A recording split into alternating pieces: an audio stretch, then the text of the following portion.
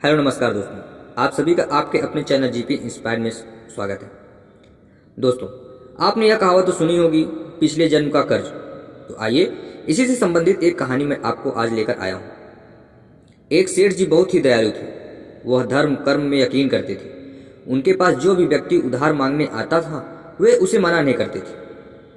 वह मुनीम को बुलाते थे और फिर उधार मांगने वाले व्यक्ति से पूछते थे कि भाई, तुम उधार कब लौटाओगे, इस जन्म में या फिर अगले जन्म में। जो लोग ईमानदार होते वह कहते, सेठ जी हम तो इसी जन्म में आपका कर्ज चुकता कर देंगे। और कुछ लोग तो ज़्यादा चालाक व बेईमान होते, वह कहते, सेठ जी हम आपका कर्ज अगले जन्म में उतारेंगे।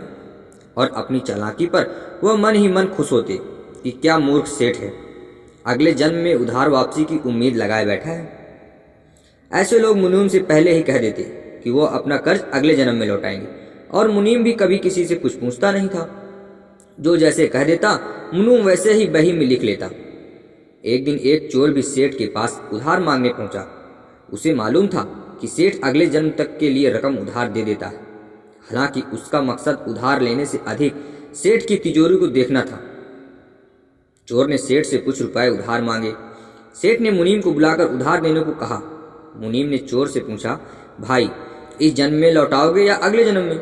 चोर ने कहा, मुनीम जी मैं यह रकम अगले जन्म में लौटाऊंगा। मुनीम ने तिजोरी खोलकर पैसे उसे दे दिए। चोर ने भी तिजोरी देख ली और तय कर लिया कि इस मूर्ख सेठ की तिजोरी आज रात में उड़ा दूंगा। वह रात में ही सेठ के घर पहुंच गया और वहीं भैंसों के तबेले में छिपकर सेठ के सोने का इंतजार करने लगा। अचानक चोर ने सुना कि भैंसें आपस में बातें कर रही हैं और वह चोर भैंसों की भाषा ठीक से समझ पा रहा है। एक भैंस ने दूसरी से पूछा, तुम तो आज ही आई हो ना बहन? उस भैंस ने जवाब दिया, हाँ आज ही सेठ के तबेले में आई हूँ। सेठ जी का पिछले जन्म का कर्ज उतारना है और तुम कब यहाँ से हो? उस भैंस ने पलट कर पूछा। तो पहली वाली भैंस ने बताया, मुझे तो 3 साल हो गए हैं। मैंने सेठ जी से कर्ज लिया था, यह कहकर कि अगले जन्म में लौटाऊंगी।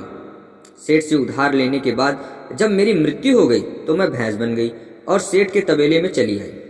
अब दूध देकर उसका कर्ज उतार रही हूँ। जब तक सेठ के कर्ज की रकम पूरी नहीं हो जाती तब तक मुझे यहीं रहना होगा।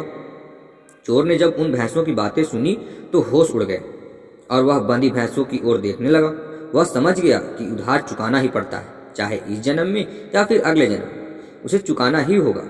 वह उल्टे पांव सेठ के घर की ओर भागा और जो कर्ज उसने लिया था उसे फटाफट मुनीम को लौटाकर रजिस्टर से अपना नाम कटवा लिया। दोस्तों, हम सब इस दुनिया में इसलिए आते हैं क्योंकि हमें किसी से लेना होता है तो किसी का दान देना होता है। इस तरह से प्रत्येक को कुछ न कुछ लेने देने के हिसाब चुकाने होते हैं।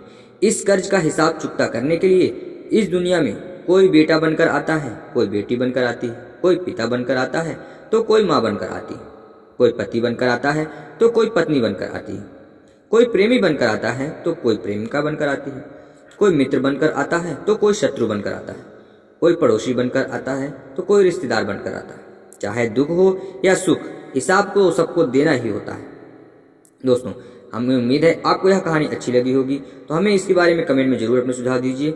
और अगर यह कहानी अच्छी लगी तो वीडियो को लाइक करके चैनल को शेयर कीजिए।